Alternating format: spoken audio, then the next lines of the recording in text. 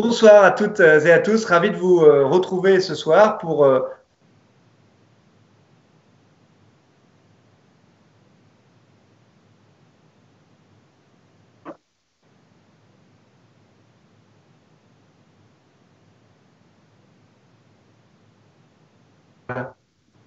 petit bug technique, mais j'espère que j'entends Amélie. Oui, c'est bon? Oui, on t'entend, Ah, on s'est coupé au milieu, mais je pense que ceux qui sont avec nous sont sûrement contents d'entendre ton introduction.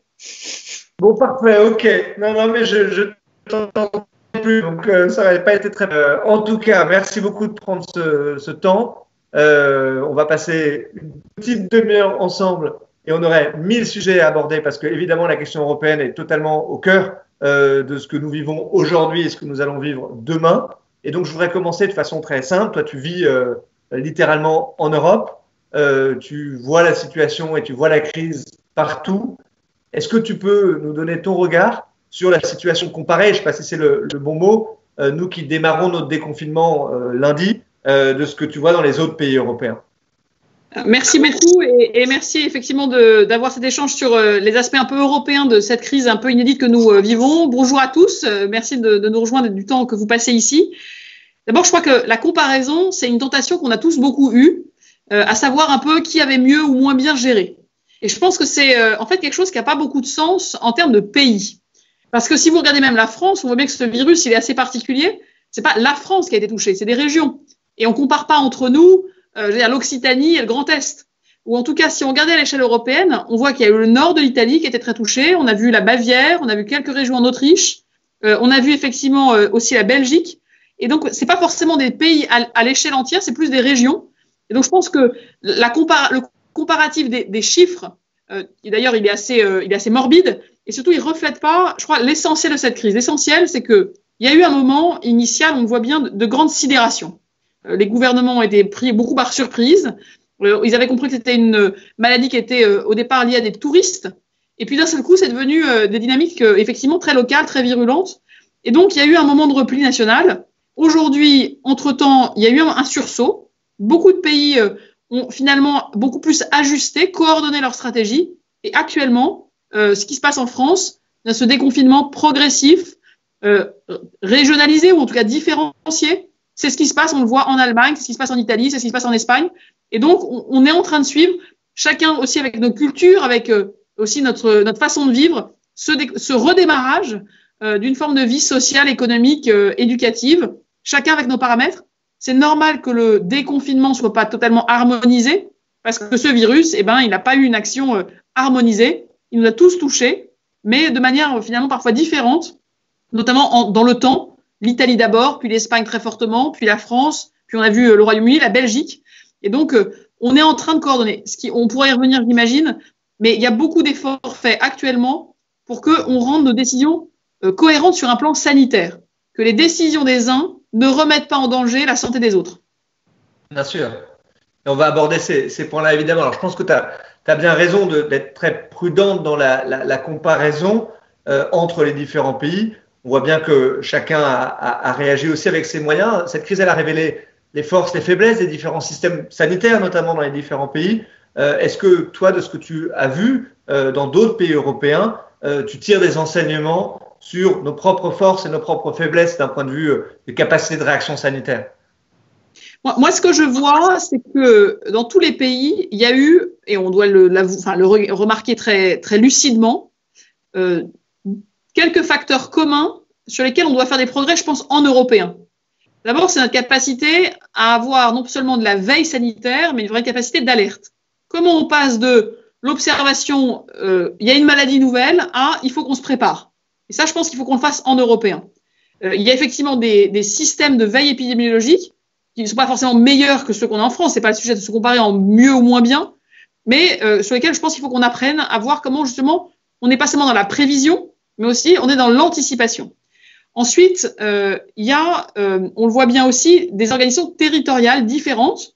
Il y a des pays qui ont beaucoup de matériel médical, il y a des pays qui ont beaucoup de médecins généralistes, il y a des pays qui sont très centralisés. Je ne sais pas aujourd'hui dire, on ne peut pas tirer facilement aujourd'hui les leçons de la crise, mais il y a forcément des choses qui seront à apprendre les uns des autres. Et puis, il y a un dernier point pour le coup qui s'applique partout en Europe, c'est que le matériel médical, les masques, les blouses, les surblouses, les lunettes, on en a tous manqué à un moment donné, ou en tout cas, on a tous eu peur d'en manquer à un moment donné. Et donc, si on a voulu tous être beaucoup plus solidaires, on aurait tous aimé beaucoup plus soutenir l'Italie au moment où elle a été heurtée par la vague épidémique fortement. Mais la solidarité, c'est un concept qu'on ne peut pas appliquer si on n'a pas les moyens d'être solidaire. On ne peut pas invoquer la solidarité. On peut dire on a envie d'être solidaire, mais si on n'a pas les moyens vraiment d'être utile, d'être efficace, on ne peut pas le faire. Et donc, il y a une leçon que les Européens tirent unanimement, c'est le besoin de recréer des capacités de production, de stockage, de matériel médical, de médicaments, et ce qui va avec la relocalisation. Et c'est là un vrai pilier de notre souveraineté, notre autonomie. Le président de la République, depuis son élection il y a 3 ans, jour pour jour maintenant, nous dit qu'il veut construire cette Europe puissance autonome. Eh bien, s'il y a bien un domaine où aujourd'hui on est en train de faire, et je pourrais vous donner des exemples très concrets, on est en train de construire une vraie Europe de la santé souveraine, c'est déjà en train de se mettre en place, et là on a des bons exemples. Ouais, c'est important que tu le dises parce que la notion de souveraineté est parfois présentée comme une sorte de revirement idéologique dans ce que nous pourrions porter, alors que, au contraire, au cœur de ce que le projet qu'on porte, de ce que le candidat Macron portait déjà à l'époque, la question de la souveraineté européenne est totalement centrale et c'est ce pour quoi on s'est battu, notamment il y a 1 an dans la campagne européenne. Alors, tu disais aussi autre chose qui me semble très importante, qui est la solidarité européenne. C'est peut-être l'occasion de rappeler qu'on a quand même plus aidé les Italiens en européen que les Chinois, par exemple, même s'ils ont peut-être mieux médiatisé les aides qu'ils pouvaient apporter. Quel regard, quel jugement est-ce que tu portes sur la capacité de coordination sanitaire qu'on a eue quand même dans cette crise? Il y a des questions de solidarité, la coordination de notre action. Est-ce que là aussi, il y a des leçons à tirer pour la suite? Bon, ce que je vois, c'est qu'aujourd'hui, les compétences sanitaires sont des compétences à 95% nationales.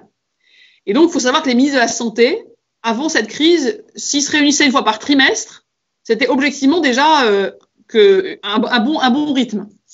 À l'initiative de la France, dès qu'on a vu les premiers signes du coronavirus, on a demandé à ce que ces ministres de la Santé, du coup, se réunissent beaucoup plus souvent. Pas parce qu'on pensait que la Commission européenne allait tout gérer depuis Bruxelles, et c'est pas la Commission européenne, vous voyez, qui va allouer les lits d'hôpitaux, ça n'aurait aucun sens.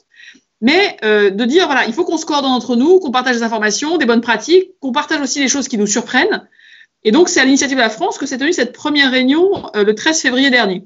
Ensuite, il faut savoir qu'au plus fort de la crise, elle se réunissait tous les jours. Et maintenant, ça se réunit 2 fois par semaine. Et puis, j'espère qu'avec ce déconfinement qui s'amorce, ça sera de manière plus espacée. Mais effectivement, il faut qu'on invente de la coordination, déjà pour qu'on connaisse les besoins des uns et des autres. C'est difficile d'avoir la solidarité si on ne connaît pas les besoins et si on n'a pas les moyens ensuite de la solidarité. Deuxième enjeu, je crois, de solidarité assez efficace et assez effective, c'est sur les vaccins, sur la recherche, sur les traitements. Vous savez qu'il y a des essais cliniques à l'échelle européenne. C'est compliqué les essais cliniques à l'échelle européenne parce qu'on n'a pas, par exemple, à ce stade, les mêmes protocoles d'essais cliniques, mais je pense que c'est un très bon sujet où on peut progresser. Mais ce qui est certain, c'est que tous les résultats de tous les pays européens sont partagés avec les autres et donc on ne fait pas 27 fois la même recherche, même si dans l'organisation, ça peut être différent. Et puis enfin, il y a un point sur lequel on a beaucoup progressé depuis le 10 mars dernier, là aussi à l'initiative de la France et grâce notamment à l'action de Thierry Breton, c'est sur cette réserve de matériel médical. La Roumanie, la France et l'Allemagne vont être les 3 pays qui, dans les tout prochains jours, vont commencer à héberger sur leur sol des réserves de matériel médical dont le but est de stocker, mais pas de stocker de manière, vous voyez, autarcique et défensive, mais de stocker un stock européen qu'on pourra allouer, bien sûr, si la France est touchée, elle aura accès à ce stock, mais si c'est demain, je ne sais pas, la République tchèque, on pourra très vite lui apporter du soutien. Et donc, c'est un stock dynamique. Voilà, et donc on a aujourd'hui quelque chose qui est très utile, c'est que chaque pays fait remonter au commissaire européen sa production de masques. Aujourd'hui, il y a 500 entreprises qui produisent des masques en Europe. Il y en avait 10 au tout début de la crise. Donc, chacun fait remonter sa production, chacun fait remonter ses besoins, et du coup, et ses stocks. Et du coup, s'il y a des besoins, vous voyez, c'est pas seulement le marché, les commandes qui définissent où est-ce que doivent aller les masques dont on dispose, c'est aussi cette vision sanitaire. Et je crois qu'on a fait un grand pas. Cette réserve stratégique, ce stock stratégique, c'est le début, au fond, vous voyez, d'une nouvelle initiative, comme ce qui a été le partage du charbon et de l'acier, le 9 mai 1950, quand Schuman dit « mettons en commun ce qu'on a de plus précieux ». À l'époque, c'était ce qui permettait de faire la guerre, c'était le charbon et l'acier. Aujourd'hui, on voit bien que ce qui est le plus précieux, c'est tout ce qui peut permettre de protéger la santé des Européens. Je m'arrête une seconde sur c'est extrêmement bien qu'on porte ces initiatives pour l'avenir positives. Je m'arrête une seconde sur la coordination quand même sur la recherche. Tu évoquais ce point-là et notamment le programme Discovery. On voit bien que les choses avancent pas aussi vite qu'on le voudrait là-dessus. Je crois que c'est la directrice du programme qui parlait de blocage administratif en réalité. Alors, est-ce que tu peux nous en dire plus? Parce que je pense qu'en tant que citoyen européen, au moment où on met le paquet sur ces sujets-là, et la France a été extrêmement motrice, c'est très difficile d'entendre ça. Et d'une certaine façon, c'est là qu'on a besoin de l'Europe. C'est là où il faut être très lucide. Il y a un programme de recherche où ça marche objectivement bien, c'est les vaccins. Et c'est pour ça d'ailleurs que lundi dernier, on a pu même, parce qu'on a cette dynamique européenne qui fonctionne bien, les laboratoires travaillent ensemble, les protocoles sont communs.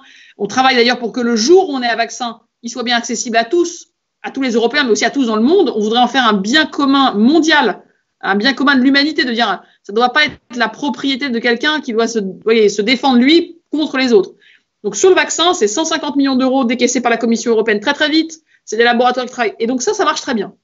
Et puis il faut avoir la lucidité de se dire sur les essais cliniques, sur les traitements. En fait, aujourd'hui, c'est vrai, on a un peu découvert, pour ceux qui n'étaient pas experts de la matière, qu'on n'a pas l'habitude de faire des essais cliniques à la vitesse qu'on les fait là. Un essai clinique, ça veut dire d'abord, il faut identifier des patients, il faut créer des protocoles. Ça veut quand même dire qu'il y a des patients à qui on va donner des médicaments placebo et d'autres à qui on va donner des traitements actifs. Ça pose aussi beaucoup de questions d'éthique. Et donc, sur tous ces cadres-là, on n'a pas les mêmes protocoles parce qu'on n'a pas la même culture, on n'a pas les mêmes cadres juridiques. Et donc, quand on veut aller très très vite, on se rend compte de tout ça.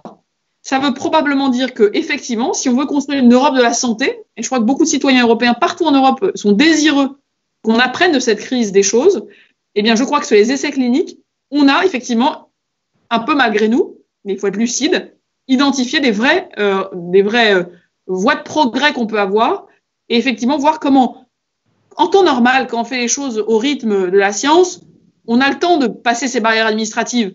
On a le temps de lancer des choses qui ne sont pas exactement pareilles, mais qui peuvent être menées quand même en parallèle. Là, on n'a pas le temps. Et effectivement, on se rend compte que, et notamment, je vous dis, les règles éthiques sont pas les mêmes. Et on peut le comprendre parce que nos cultures sont pas tout à fait les mêmes. Mais je pense que c'est un bon sujet de progrès pour la suite. Ouais, ça veut dire que d'un point de vue de degré d'intégration, un exécutif de la santé européen, c'est quelque chose qui est pour toi une possibilité demain?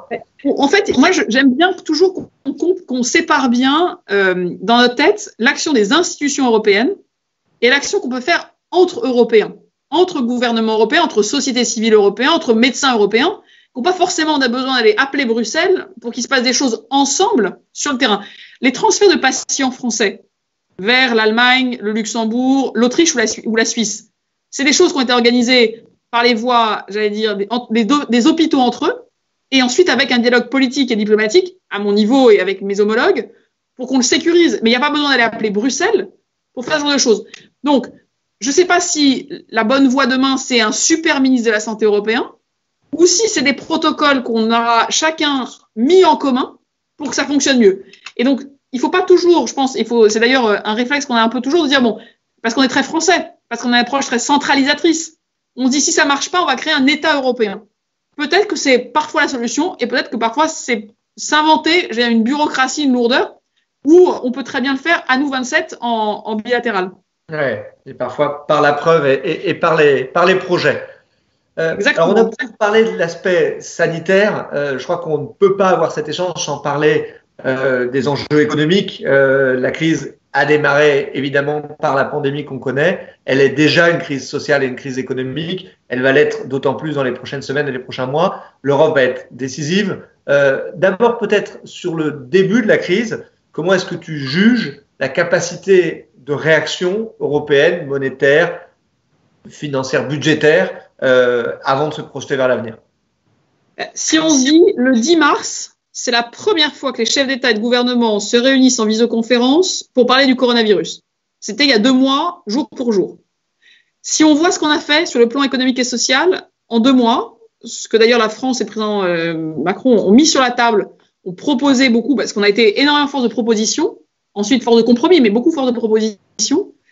On a suspendu les règles du pacte de stabilité pour dire qu'on ne pouvait pas gérer nos budgets nationaux actuellement comme en temps normal. On a créé un mécanisme de soutien à tout le chômage partiel partout en Europe. On a créé un mécanisme de soutien aux PME pour qu'elles évitent de faire faillite et qu'elles aient la trésorerie. On a créé un filet de sécurité pour qu'un État, si demain il n'a plus accès au marché financier, il puisse quand même se financer. On a créé énormément de souplesse dans les aides d'État pour qu'il y ait de l'argent public qui puisse rentrer directement dans les entreprises. C'est pas vraiment ce que propose d'habitude le droit à la concurrence. C'est les règles de la concurrence là que tu évoques là. Ouais. Voilà. Et donc, si on regarde en 2 mois, je pense qu'on a fait, et surtout, la BCE a agi de manière extrêmement rapide pour soutenir l'euro et soutenir la stabilité financière. Ça, c'est ce qu'on a fait. Je veux dire, c'est ce filet de sécurité pour qu'on ne plonge pas encore plus bas que ce que la crise nous amenait à plonger. On a maintenant un deuxième défi, c'est comment on remonte la pente.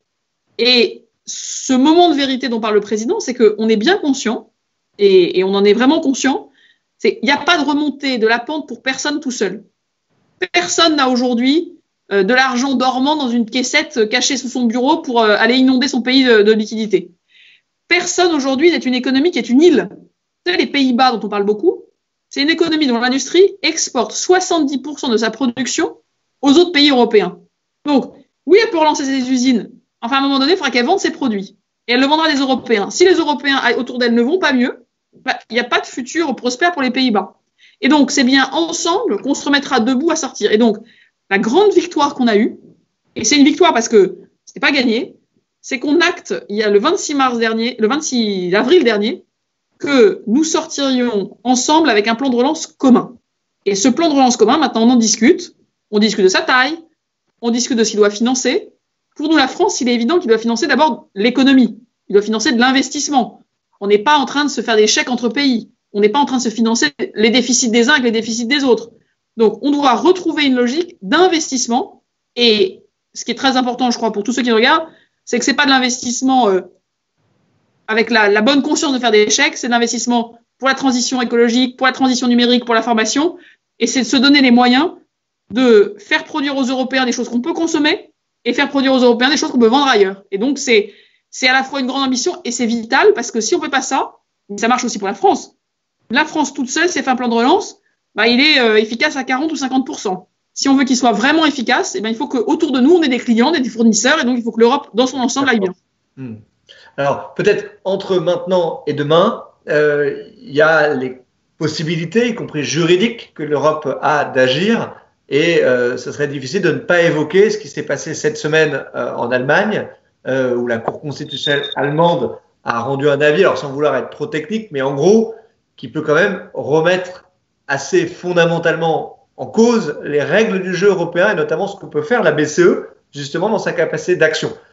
Ça nous met dos au mur, cette situation-là pour l'avenir de l'Europe. Comment tu le juges? Quel est le degré de la crise d'une certaine façon que ça génère? Vous savez, moi je me bats beaucoup et je crois que c'est une des valeurs d'ailleurs de notre mouvement pour l'état de droit et donc pour le respect de ce qui fonde la démocratie en Europe. Et au cœur de cet état de droit, il y a l'indépendance de la justice. Donc, il faut que je m'applique ce principe à moi-même. Et je pense qu'il est extrêmement important qu'on respecte l'indépendance du jugement. Après, il y a des conséquences. Et il dit 2 choses. Il dit d'abord qu'une cour nationale se prononce de manière critique sur le jugement de la Cour de justice de l'Union européenne. Et ça, c'est d'abord un vrai sujet, parce que cette Cour de justice, elle assure une égalité entre nous. Et donc, c'est vrai que si chacune des cours nationales commence à la remettre en question, on a une question d'ordre juridique et ça peut nous poser des questions sur l'état de droit vis-à-vis de certains pays, notamment qui ont des dérives et qui d'habitude d'ailleurs contestent beaucoup quand la Cour de justice de l'Union européenne leur rappelle les valeurs européennes. Donc ça, c'est un vrai sujet. Et puis, ça a une deuxième conséquence, c'est qu'effectivement, ça pourrait affaiblir la BCE. J'ai toute confiance pour que la BCE puisse bien justifier de manière, j'allais dire, très détaillée, la raison pour laquelle, depuis 2015, elle fait ce qu'elle fait parce que la situation économique le demandait. La Cour de justice allemande, elle n'a pas du tout statué sur ce qu'on fait depuis la crise du coronavirus. Elle a statué sur une vieille affaire, une affaire qui a été lancée en 2015. Et donc, effectivement, je pense que ça nous pose aujourd'hui une question. C'est une question assez fondamentale de l'intégration européenne. Il y a des choses qu'on fait aujourd'hui ensemble qui sont, de fait, des vrais mécanismes d'intégration. S'il faut clarifier dans notre droit européen les choses pour qu'on ne soit plus jamais dans une situation d'être contesté, ça pose la question peut-être d'avoir des précisions à apporter pour qu'on soit tous beaucoup plus solides dans les actions qu'on prend.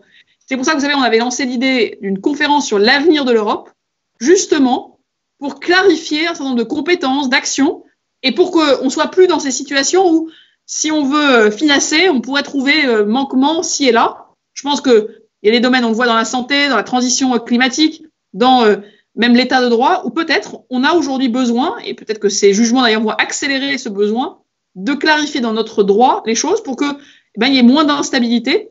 Mais pour nous, la France, ce qui est important, c'est qu'on protège l'indépendance de l'action de la BCE parce qu'elle nous protège. Elle protège la stabilité de chacun des euros qu'on a dans notre poche. C'est pas des grands principes, hein. L'euro qu'on a dans notre poche, si on a une BCE qui nous protège pas, demain, il vaut beaucoup moins. Et donc, on s'appauvrirait tous. Et donc, on a besoin d'une BCE forte, indépendante, qui puisse prendre les mesures nécessaires. Et on a besoin peut-être de clarifier dans notre droit des choses pour qu'on soit plus fragilisé ou plus dans ces situations un peu d'incertitude. Ouais, c'est fondamental ce que tu dis là parce que c'est aussi ne pas donner prise aux populistes qui se saisiront immédiatement de ce type d'occasion-là pour montrer que l'Europe n'a pas de capacité de solidarité, qu'on va rejouer les combats entre l'Europe du Nord et l'Europe du Sud, par exemple, et on voit bien comment des Salvini ou autres jouent évidemment de ça. Donc je pense que c'est absolument évidemment fondamental. Alors peut-être il y a des questions, je veux pas qu'on soit trop long, on essaie de tenir nos délais dans ces Facebook Live. Une question très concrète qui est posée, qui est plus sur le champ économique, qui est notre capacité à nous déplacer. Est-ce que tu peux nous dire, on se pose tous des questions très concrètes en se projetant sur l'été, sur les mois à venir, sur nos capacités de déplacement en Europe, au niveau des frontières de l'Europe aussi, de la zone Schengen. Est-ce que tu peux nous en dire plus de ton niveau d'information sur ce sujet-là? Les frontières à l'extérieur de Schengen, c'est-à-dire le fait qu'on puisse aller, nous, à l'extérieur, donc dans le reste du monde, et que des gens du reste du monde viennent chez nous, aujourd'hui, on n'est pas mûrs. On n'est pas mûrs, nous, mais le reste du monde n'est pas mûr non plus de pouvoir arriver. Donc, je pense qu'il faut être lucide. C'est pas nous qui interdisons à quiconque de partir, mais c'est aussi qu'à l'arrivée, personne, pour l'instant, n'est prêt à reprendre cette grande mobilité internationale. Au niveau européen, si je pense à des gens qui seraient entre le Luxembourg et la France et l'Allemagne, la France et la Suisse, ou l'Italie. On a pris des dispositions qui étaient celles du confinement, qui étaient des dispositions strictes, parce que, comme je l'ai souvent dit, si on était confiné chez nous, c'est pas pour qu'on se retrouve de l'autre côté de la frontière à se balader.